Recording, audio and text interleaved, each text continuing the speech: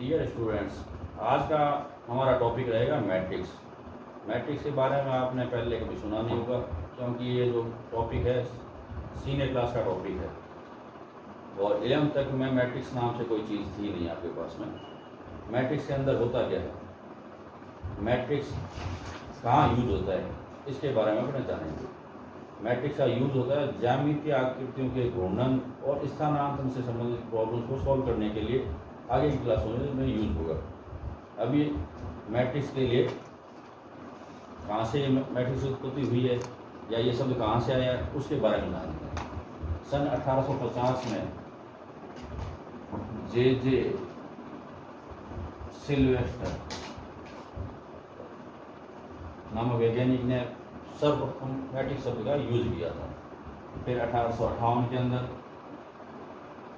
Arthur कैले ने व्यवस्थित रूप से मैट्रिक्स की परिभाषा दी।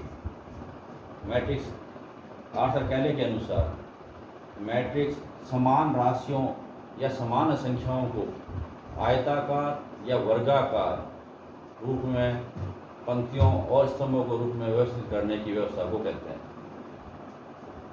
मैट्रिक्स के जो सिंबल हैं उनको अंग्रेजी कैपिटल अक्षरों ABC द्वारा प्रेजेंट किया जाता है। जैसे A = 1 2 3 4, ये एक मैट्रिक्स का उदाहरण हो गया। इस मैट्रिक्स के अंदर दो पंक्तियां हैं। कौन सी पंक्तियां हैं? ये 1 और 2 लाइन, इसको अपन कहेंगे पंक्ति 1 नंबर, और ये दूसरी पंक्ति है। यानी इसके अंदर दो पंक्तियां हैं, या अंग्रेजी में इनको अपन कहते हैं रो। ये जो खड़ी लाइनें हैं इनको अपन कहते हैं स्तंभ या सी कॉलम कहेंगे इनको। तो इस मैट्रिक्स के अंदर दो पंक्तियां हैं, दो स्तंभ है। मैट्रिक्स की और डिजाइन है, उसके अंदर अपने छोटे ब्रैकेटों के अंदर भी डिनोट किया जा सकता है मैट्रिक्स को डबल लाइन के अंदर भी प्रेजेंट किया जा सकता है। ये सारे के सारे मैंने जो मैट्रिक्स लिए हैं वो वर्गाकार लिए। हो सकता है कोई मैट्रिक्स है वो आयताकार भी हो।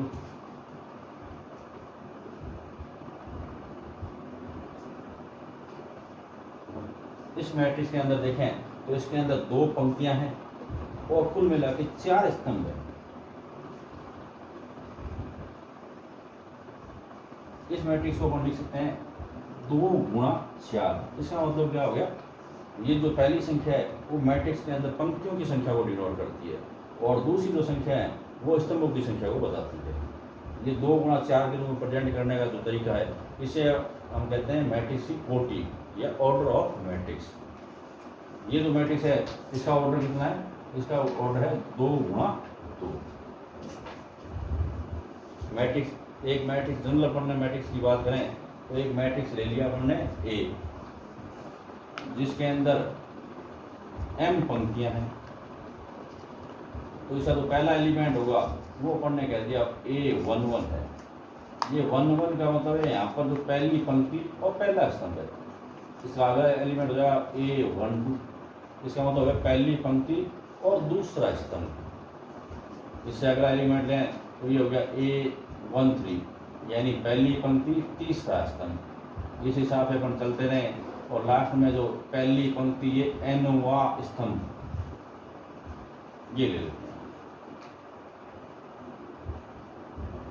इसी प्रकार से अगर अगला एलिमेंट यहाँ पर लिखना है तो उसका जो डिनोटेशन हो जाएगा A21 से करेंगे, यानी दूसरी पंक्ति पहला स्तंभ। यहाँ पर जो एलिमेंट आएगा उसके लिए दूसरी पंक्ति दूसरा स्तंभ। इसी हिसाब से दूसरी पंक्ति तीसरा स्तंभ और ये हो गया दूसरी पंक्ति Nवां स्तंभ। इसी हिसाब से आगे चलते जाएं तो यहाँ पर जो पंक्ति आई वो उसमें मैंने कह दिया MV पंक्ति है और ये है पहला स्तंभ। ये हो गया MV पंक्ति दूसरा स्तंभ, MV पंक्ति तीसरा स्तंभ और यहाँ पर जो लास्ट एलिमेंट आएगा वो MN आ जाएगा, यानी MV पंक्ति और Nवें स्तंभ वाला एलिमेंट आ जाएगा। इस मैट्रिक्स की जो कोटि है वो m गुणा n हो जाएगी, यानी इसके अंदर m पंक्तियां हैं और n स्तंभ होते हैं। इसको अगर अपन डिनोट करना चाहें तो इस हिसाब से भी कर सकते हैं, Aij m क्रॉस n। इसका मीन्स क्या हुआ कि ये जो एलिमेंट है, ये जो इसमें जितने भी ये एलिमेंट आ रहे हैं ये मैट्रिक्स के एलिमेंट हैं, इनका एड्रेस बता रहा है ये कि यहाँ पर i का मान क्या रख सकते हैं, मैं पहला 1, j का मान 1 रख दिया, यानी ये जो एलिमेंट आएगा कौन सा होगा, A11 वाला।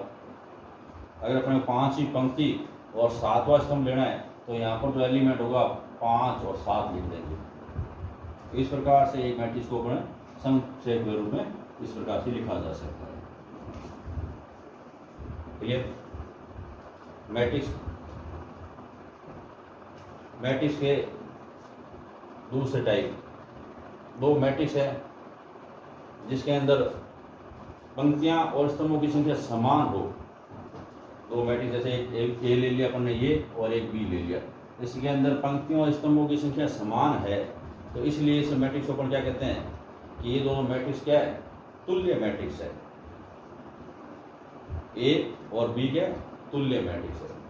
और एक मैट्रिक्स जिसके अंदर एक मैट्रिक्स अपन ने ले रखा है 1 2 3 4, दूसरा अपन ने मैट्रिक्स ले लिया बी जिसके अंदर एलिमेंट है 1 2 3 4। इन मैट्रिक्स के अंदर अपन देखें तो इसका पहला एलिमेंट A11 वो भी 1 है, इसमें भी 1 है, दूसरा एलिमेंट भी बिल्कुल सेम है, तीसरा एलिमेंट भी सेम है, चौथा एलिमेंट भी क्या आ रहा है, सेम आ रहा है। यानी अगर दो मैट्रिक्स है जिसमें पंक्तियों और स्तंभों की संख्या समान तो है, उसके अवयव भी समान है, तो इनको अपन कहते हैं ये दोनों मैट्रिक्स क्या है, समान मैट्रिक्स है।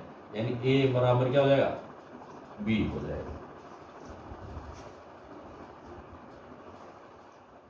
मैट्रिक्स के प्रकार या अवयव के प्रकार।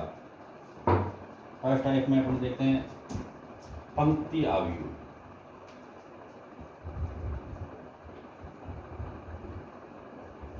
या रो मैट्रिक्स।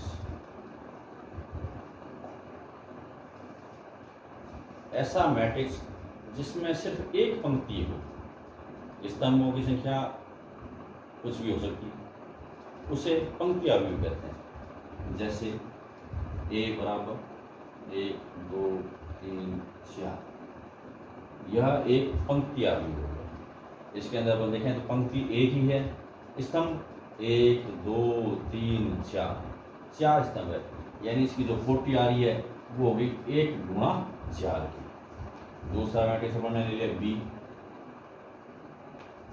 2 5 4 9 8 7, यह भी एक पंक्ति अवयव है। इसमें एक पंक्ति है और स्तंभ कितने हो गए, 1 2 3 4 5 6, यानी ये 1 गुणा 6 कोटि का पंक्ति अवयव है।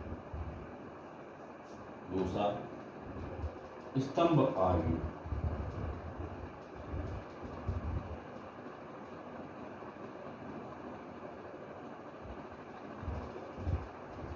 Column matrix.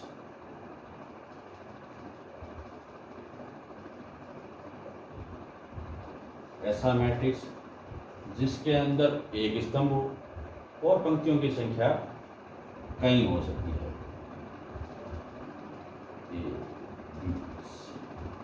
यह एक स्तंभ अवयव है। इसके अंदर पंक्तियों की संख्या देखें तो 1 2 और 3 है, जबकि स्तंभों की संख्या कितनी है, 1 ही है। इसलिए ये 3 गुणा 1 कोटि का स्तंभ अवयव है।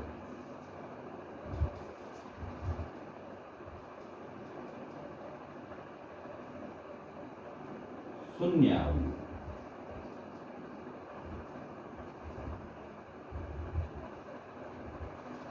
ऐसा मैट्रिक्स जिसका प्रत्येक एलिमेंट शून्य हो, उसे शून्य अवयव कहते हैं।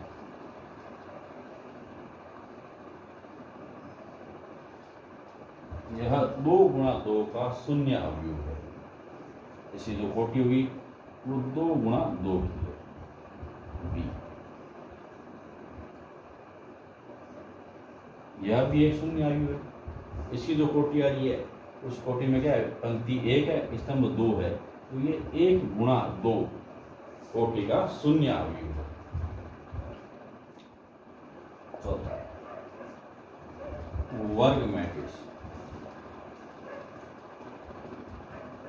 ऐसा मैट्रिक्स जिसमें पंक्तियों और स्तंभों की संख्या समान हो उसे वर्ग मैट्रिक्स या वर्गाकार मैट्रिक्स कहते हैं। जैसे यह 2x2 का एक वर्गाकार मैट्रिक्स है।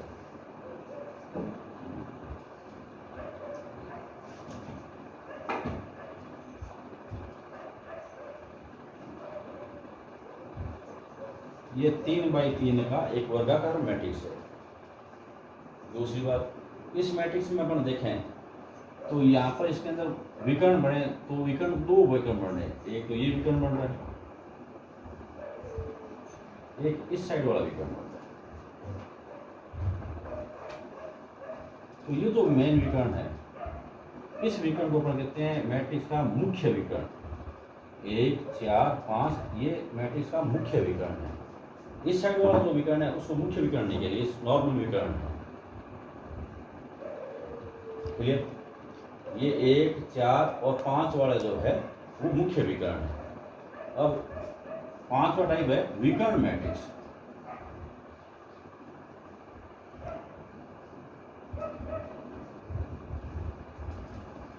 या डायगोनल मैट्रिक्स।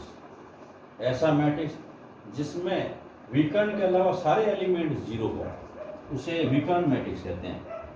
जैसे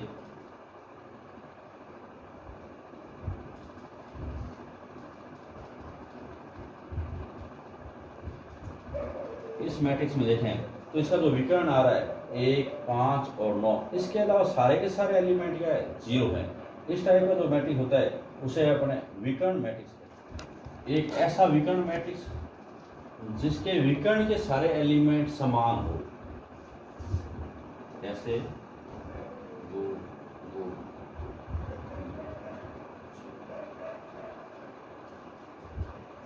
इस टाइप का जो मैट्रिक्स है उसे अपन कहते हैं अदिश मैट्रिक्स। ये है तो एक विकर्ण मैट्रिक्स है, पर विकर्ण मैट्रिक्स का एक स्पेशल टाइप हो गया। विकर्ण मैट्रिक्स में तो विकर्ण के एलिमेंट कुछ भी हो सकते हैं, और तो इस टाइप का मैट्रिक्स जिसके अंदर विकर्ण के सभी एलिमेंट समान हो उसे अदिश मैट्रिक्स कहेंगे।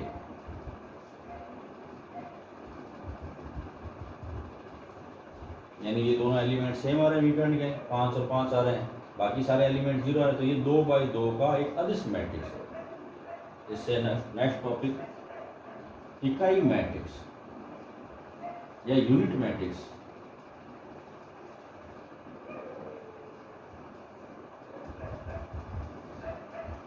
एक विकर्ण मैट्रिक्स जिसके विकर्ण के सभी एलिमेंट एक हों, ऐसे 1, 0, 0, 1, 0, 0, 1। यह 3x3 का एक इकाई मैट्रिक्स है। इसको किसी ने कह दिया कि इकाई मैट्रिक्स को अपन अदिश मैट्रिक्स कह सकते हैं क्या? बिल्कुल कह सकते हैं। अदिश मैट्रिक्स में विकर्ण के सारे एलिमेंट समान होने चाहिए। इकाई मैट्रिक्स में भी सारे के सारे एलिमेंट क्या है, समान है। यानी कुल मिला के इकाई मैट्रिक्स क्या है, अदिश मैट्रिक्स है। एक विशेष टाइप है जिसके अंदर सारे एलिमेंट तो समान है ही, परंतु उनका मान क्या होना चाहिए, विकर्ण के सभी एलिमेंट का मान क्या होना चाहिए, एक होना चाहिए। उसके बाद में त्रिभुजाकार मैट्रिक्स होता है।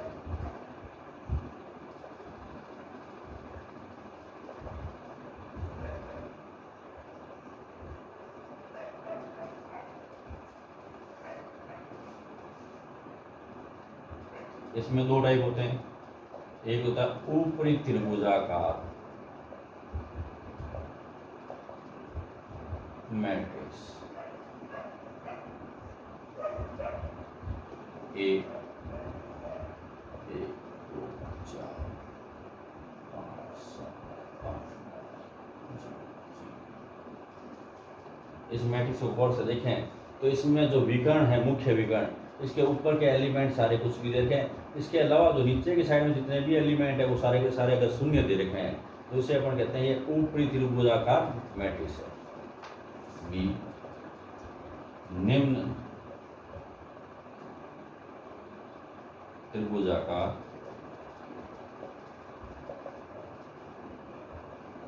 मैट्रिक्स।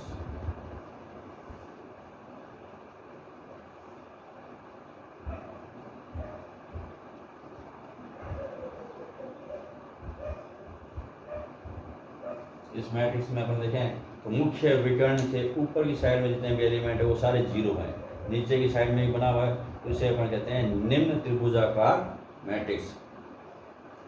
तो ये दो टाइप हो गए, त्रिभुजाकार मैट्रिक्स और ऊपरी त्रिभुजाकार मैट्रिक्स और निम्न त्रिभुजाकार मैट्रिक्स। अब एक्सरसाइज 3.1 का जो क्वेश्चन फर्स्ट दे रखा है उसके अंदर एक मैट्रिक्स दे रखा है A इक्वल टू AIJ 2 गुणा 4 क्रम का है। तो A के अंदर अवयवों की संख्या के लिए पूछा गया है, इसके अंदर जो मैट्रिक्स है उसके अंदर कितने अवयव होंगे।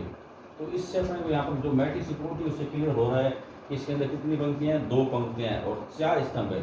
अगर 2 और 4 इन दोनों गुणा कर दिया जाए तो मैट्रिक्स के अंदर जितने एलिमेंट है उनकी संख्या टोटल आ जाती है। यानी इस मैट्रिक्स के अंदर कितने होंगे, 8 एलिमेंट होंगे, 2 पंक्तियाँ होंगी और 4 स्तंभ होंगे, यानी कुल 8 एलिमेंट ही होंगे। नेक्स्ट क्वेश्चन, इसने लिखा है 4 बाई 4 का एक इकाई मैट्रिक्स लिखिए। इकाई मैट्रिक्स को I से प्रेजेंट करते हैं। 4 बाई 4 का मतलब ये 4 ही पंक्तियाँ और 4 स्तंभ है, और इकाई मैट्रिक्स है इसका मतलब इसका मुख्य विकर्ण है उसका मान क्या रहना चाहिए, 1 रहना चाहिए। तो ये जो मैट्रिक्स बनेगा 1 0 0 0 0 1 0 0 0 0 1 0 0 0 0 1, ये रहेगा इसका आंसर। उससे नेक्स्ट क्वेश्चन में आए, यदि दो मैट्रिक्स दे रखे हैं, ये 2 बाई 2 का एक मैट्रिक्स देगा, इसके बराबर ही दूसरा मैट्रिक्स दे रखा है 2 बाई 2 का। ये दोनों मैट्रिक्स क्या है, बराबर का ऐसा लगेगा, इसका मतलब क्या है, समान मैट्रिक्स है। तो 2 मैट्रिक्स अगर समान होते हैं तो उनके ईच एंड एवरी एलिमेंट भी क्या होते हैं, समान होते हैं। यानी जो A11 का मान है वो इसके A11 के बराबर होगा। यानी अगर अपन तुलना करें, तुलना करने पर तो K+4 का जो मान आएगा वो A के बराबर आएगा। दूसरा एलिमेंट ये -1 ये -1 दोनों बराबर हैं, इनको बराबर रखने की जरूरत ही नहीं पड़ेगी। तीसरा ये 21 एलिमेंट 21, ये A21, दोनों की वैल्यू समान है, कोई मतलब नहीं है इनकी तुलना करने से। अगला जो A22 एलिमेंट है, इधर A22, इनकी तुलना कर लें तो K-6 बराबर होगा -4, दिस इम्प्लाइज K बराबर हो गया 6 - 4, यानी जो K की जो वैल्यू आएगी वो कितनी हुई, 2 हुई। अपन ने ऊपर एक इक्वेशन और निकाल के K+4 = A, तो समीकरण 1 से A = कितना हो गया, 2 + 4, K का मान 2 + 4, यानी A की जो वैल्यू आई कितने, 6। तो इस प्रकार की 2 मैट्रिक्स है जिनकी तुलना करने पर दोनों मैट्रिक्स समान दी गई है, तो प्रत्येक एलिमेंट की तुलना करनी है। ठीक है।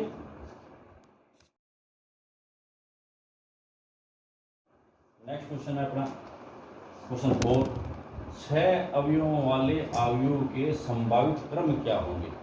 यानी एक मैट्रिक्स है जिसके अंदर टोटल 6 एलिमेंट है, उसके क्या क्या क्रम हो सकते हैं, यानी उसके अंदर कितनी पंक्तियां और कितने स्तंभ हो सकते हैं।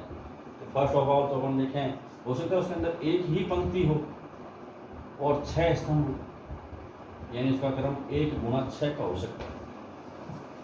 दूसरा हो सकता है उसके अंदर एक स्तंभ हो और 6 पंक्तियां हो, जैसे 2 4 3 5 9 8, टोटल 6 एलिमेंट हो गए, एक ही पंक्ति है, पंक्तियां तो 6 है और स्तंभ कितना है, एक ही है, तो ये क्रम हो सकता है। इसके अलावा हो सकता है उसके अंदर 2 पंक्तियां 3 स्तंभ हो, या 3 स्तंभ 2 पंक्तियां हो, यानी कुल मिला के 6 अवयवों वाले अवयव के संभावित क्रम क्या होंगे, ये 4 टाइप के होंगे।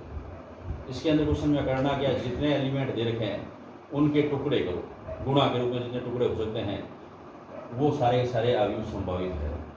किसी ने अगर 6 का मान लीजिए कोई कर दिया 4 × 1.5 तो नहीं हो सकता। जो भी एलिमेंट के टुकड़े किए जा रहे हैं वो पूर्ण होने चाहिए।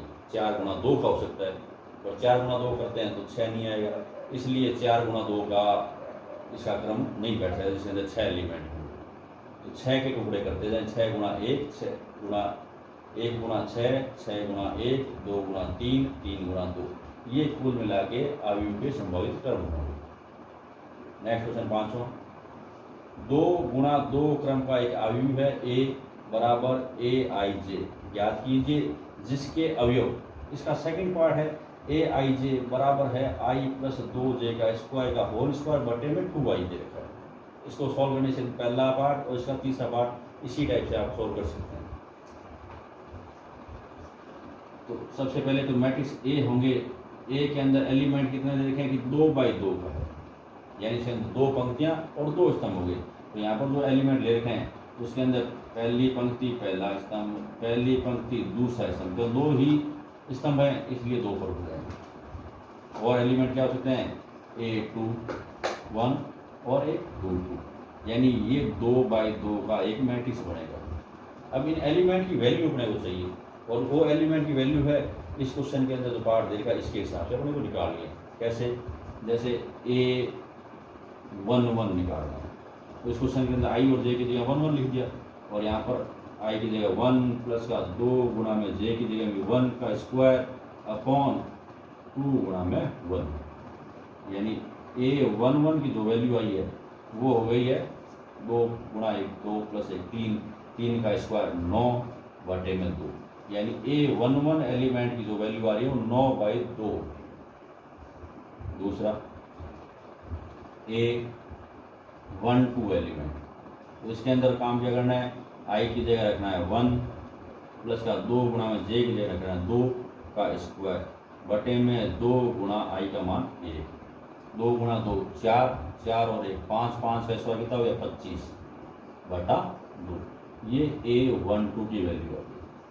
अगला एलिमेंट अपने को निकालना है A21, इसमें देखें तो यहाँ पर i का मान आ रहा है 2 और j का मान आ रहा है 1, तो यहाँ पर जो फॉर्मूला दे रखा है उसमें i की जगह 2 रखना है, तो 2 प्लस 2 गुणा में j का मान 1 का स्क्वायर अपॉन 2 गुणा में i का मान 1, यानी कुल मिला के A21 का जो मान होगा वो 2 गुणा 2 प्लस 2 4, 4 का स्क्वायर हो गया 16 बटे में 2, यानी A21 की जो वैल्यू आएगी वो हो जाएगी 8। फिर नेक्स्ट A22 की वैल्यू, A22 बराबर हो जाएगा i का मान भी 2 और j का मान भी 2 रखना है, तो 2 प्लस 2 गुणा में 2 का स्क्वायर बटे में 2 गुणा में 2, यानी हो गया 4 प्लस 2 6, 6 का स्क्वायर हो गया 36 बटे में 4, यानी A22 की जो वैल्यू आएगी 9। जब अपन ने सारे एलिमेंट की वैल्यू निकाल ली है तो इस मैट्रिक्स के अंदर ए के अंदर वैल्यू पुट कर देते हैं। दिस इम्प्लाइज ए बराबर A11 की जो वैल्यू आई है वो आ गई 9 बटा 2, 9 बटा 2, A12 की जो वैल्यू आई है 25 बटा 2, और A21 की वैल्यू जो आ रही है वो हो गई 8, और A22 की जो वैल्यू आ रही है वो हो गई 9। इस प्रकार से अपने जो मैट्रिक्स दिया होता है उस मैट्रिक्स को निकाल सकते हैं। नेक्स्ट क्वेश्चन, इसके जो फर्स्ट पार्ट और सेकंड पार्ट है उसको भी आप इसी तरीके से सॉल्व कर लेंगे, ठीक है, क्लियर।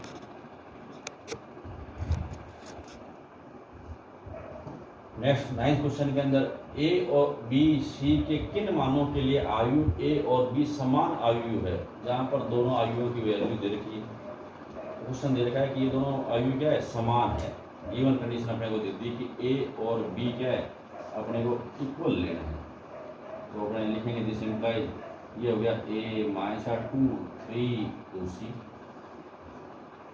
12c बी प्लस 2 20 बराबर में बी सी और 6 बी ए और 3 बी।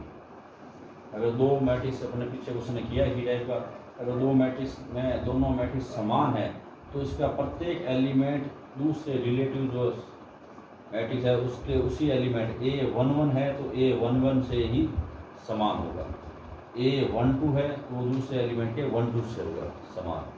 तो इन दोनों की तुलना कर देते हैं। तुलना करने पर अपने पास में पहली कंडीशन तो आएगी A माइनस 2, तो इधर कितना दे रखा है B, ये एक इक्वेशन आ गई अपने पास, इसको एक नंबर लगा के छोड़ देते हैं क्योंकि सॉल्व नहीं होगी।